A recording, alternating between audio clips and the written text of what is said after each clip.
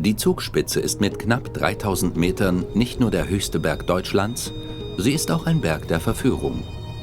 Die atemberaubende Gipfelwelt lockt jedes Jahr 500.000 Besucher auf das Dach der Bayerischen Alpen. Für 2 Gleitschirmpiloten soll der Gipfel der Zugspitze der Startpunkt einer eindrucksvollen Flugreise sein.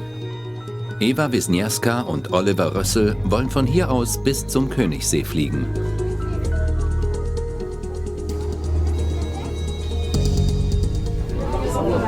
Also ich bin hier noch nie geflogen, ich war noch nie mit der Bahn hoch, einmal nur drüber. Und ich sag mal, die Kulisse ist so gewaltig, die Basis oder die Wolken sind noch tief, aber ich denke, alleine schon hier zu starten, das ist wow, richtig kribbelnd. Eva und Oliver sind viele Jahre mit dem Weltcup-Zirkus rund um den Globus getourt. Beide haben den Gesamtweltcup gewonnen. Ein spannendes, aber auch aufreibendes Leben. Beim geplanten Biwakflug spielen Stoppuhr und Geschwindigkeit keine Rolle.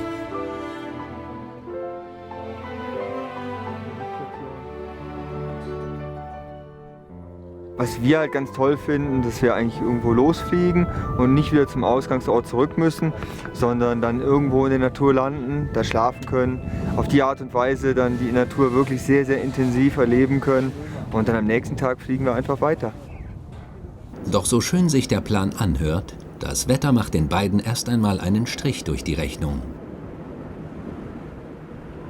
Wir wollten eigentlich hier Richtung Südwesten raus starten, aber wir haben doch momentan immer noch Ostwind. Wir hoffen zwar, dass der Wind ein bisschen dreht, wenn die Sonne ein bisschen mehr auf die Westseite kommt, aber derzeit frischt der Wind eher auf und der Wetterbericht hat zwar gesagt, dass es auf Südwest drehen soll, aber wie das mit den Wetterberichten so ist, stimmen die halt nicht immer, ne? Aufgeben wollen die beiden Gleitschirmflieger deshalb nicht. Um bei einer Wetterverbesserung gleich abflugbereit zu sein, suchen sie schon einmal nach einem geeigneten Startplatz. Nicht einfach in diesem hochalpinen Gelände.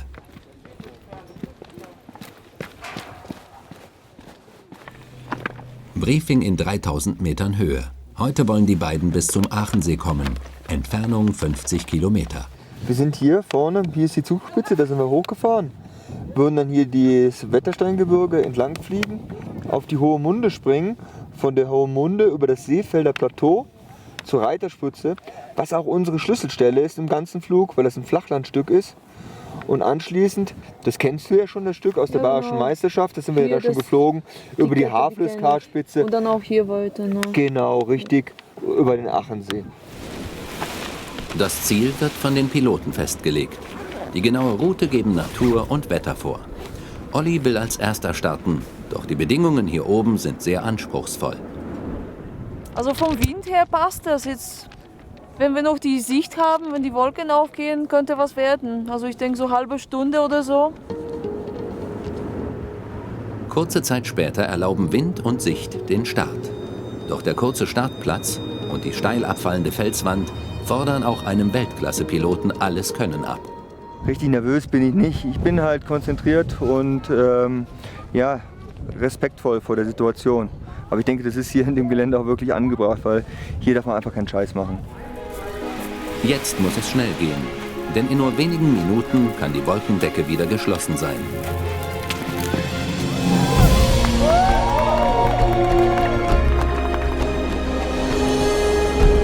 In der Luft spielt Olli seine ganze Routine aus. Doch er glaubt, dass die Wetterbedingungen am Startplatz nun noch anspruchsvoller werden. So Olli, wie sieht es bei dir aus? Also die Bedingungen sind relativ anspruchsvoll, also auch der Start. Also ich würde eher abraten zu starten. Ja, Olli meinte, dass die Verhältnisse recht anspruchsvoll sind, recht bockig und dass die Wolken auch tief sind. Das sehen wir ja auch und ich werde mich fertig machen und noch ein bisschen warten. Wenn es nachher okay ist, dann starte ich und wenn nicht, dann morgen ist der nächste Tag und dann sehen wir weiter. Olli will in der Luft noch etwas auf Eva warten. Vergeblich. Eva hat die Startvorbereitungen abgebrochen. Ich wäre jetzt sehr gerne heute da oben geflogen, anstatt jetzt das Stück zu fahren. Aber die Bedingungen waren mir einfach nicht sicher genug und da gehe ich das Risiko einfach nicht ein. Es gibt morgen schönes Wetter, übermorgen schönes Wetter und dann kann man immer noch fliegen. Also auf den einen Tag kommt es nicht an. Während Eva mit dem Auto unterwegs ist, kommt Olli ganz gut voran. Ich bin jetzt gerade auf dem Weg zu Hohenmunde. Wunderschöner Flug bis jetzt. Zwar ein bisschen tiefe Arbeitshöhe, das heißt die Wolken sind nicht ganz so hoch, wie wir uns das vorgestellt haben. Aber dafür ist die Thermik halt sehr, sehr gut. Ich hoffe, dass mich jetzt der Talwind auf der anderen Seite hochträgt. Eva hofft inzwischen, dass sie heute doch nicht nur Auto fahren muss. Die Wolkendecke ist inzwischen deutlich kleiner geworden. Per Funk hat sie Olli informiert, dass sie auf halber Strecke am Havelecar in Innsbruck erneut versuchen will zu starten.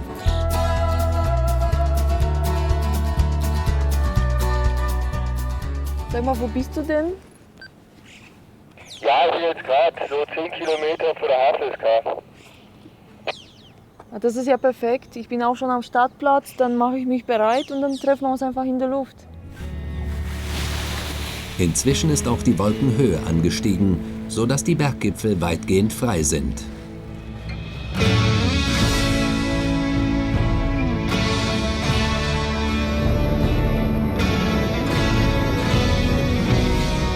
Gute Thermik und ein leichter Westwind könnten dafür sorgen, dass es die beiden zusammen zum Aachensee schaffen.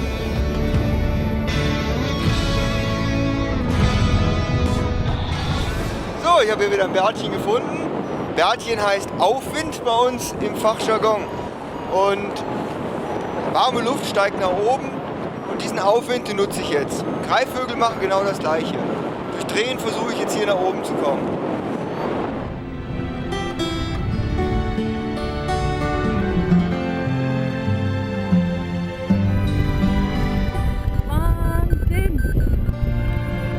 Schnell sind die beiden auf fast 3000 Meter Höhe. Mit 20 Stundenkilometern Rückenwind kommen sie rasch dem Etappenziel näher.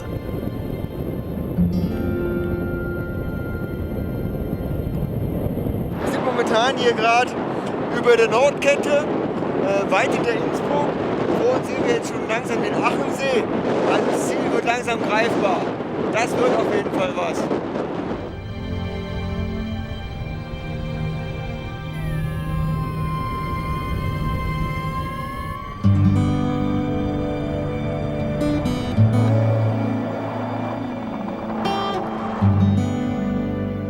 Gut 5 Stunden hat Olli für die erste Etappe benötigt. Eva war immerhin noch 3 Stunden in der Luft, als sie beide gemeinsam am Aachensee in Tirol landen.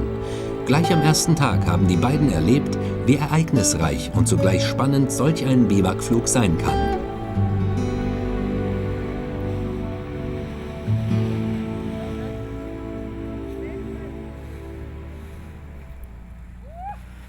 Als wir da an der Zugspitze ankamen, dachte ich, naja, der Tag sieht nicht so besonders gut aus. Aber es hat dann doch später abgetrocknet und vor allem eben im Inntal hat sich das herausgestellt, dass es wunderschöne Bedingungen waren. Und ich sag mal, ja, es gibt immer wieder Überraschungen und man darf nicht aufgeben, sondern einfach schauen, wo gibt es neue Möglichkeiten, kann ich einfach woanders starten und dann wird man natürlich belohnt. Auch für Olli war der Tag in der Luft ein ganz besonderes Erlebnis. Damit habe ich wirklich nicht gerechnet. Ich war ganz überrascht, als der Funkspruch kam, wo ich kurz vor Innsbruck war, dass sie jetzt oben an der Havelecar ist und gleich zu mir kommt. Und war natürlich toll, wo wir uns in der Luft getroffen haben und dann hier noch hergeflogen sind. Gleitschirmflieger sind auch Genießer, vorausgesetzt sie befinden sich unter freiem Himmel. Der Strand des Aachensees ist ein 5-Sterne-Biwakplatz. Für Eva ist diese Reise sogar die Erfüllung einer lange gehegten Sehnsucht. Für mich ist das Biwakfliegen auf jeden Fall zurück zu dem, was ich am Anfang hatte. Weil ich bin am Anfang ohne Druck einfach nur für den Genuss geflogen und das hat mein komplettes Leben verändert. Ich habe alles, sage ich mal, hingeschmissen und habe mich nur der Fliegerei verschrieben. Und beim Wettkampf merkte ich einfach, da ist immer mehr Druck, immer mehr Erwartung Und ich habe letztes Jahr entschieden, ich möchte das nicht mehr. Ich möchte wieder so fliegen wie am Anfang. Einfach für mich und für das Erlebnis. Und da habe ich es wieder.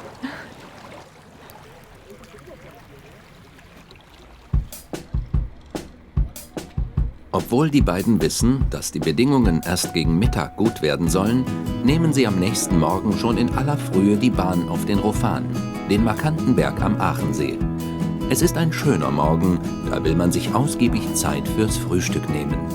Und auch für die fliegenden Kollegen bleibt etwas übrig.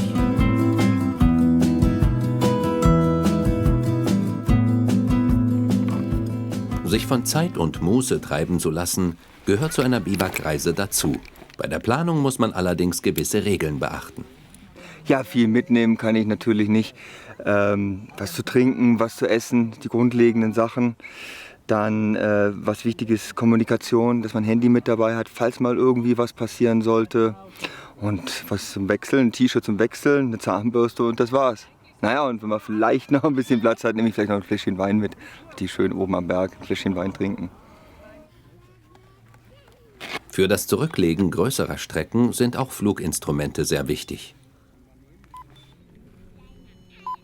Es ist so, dass wir beim Fliegen einfach gewisse Höhen einhalten müssen. So wie zum Beispiel, als wir von Innsbruck hierher geflogen sind, da gibt es eine Kontrollzone, in die wir auf keinen Fall reinfliegen dürfen. Und deswegen müssen wir natürlich wissen, wie hoch wir sind. Und dafür gibt es eben ein Variometer, der zeigt uns im Prinzip an, ja, wie hoch wir sind. Das funktioniert so, dass da ein Drucksensor ist und wenn das Vario steigt, dann verändert sich der Luftdruck schon in dieser geringen Höhe. Also jeden Meter kann es schon im Prinzip messen. Und dann können wir auch die Höhenangabe ablesen. Also jetzt hier sind wir auf etwa 1800 Meter. Und wenn ich eben steige, dann steigt die Zahl und dann kann ich ablesen, wie hoch ich bin.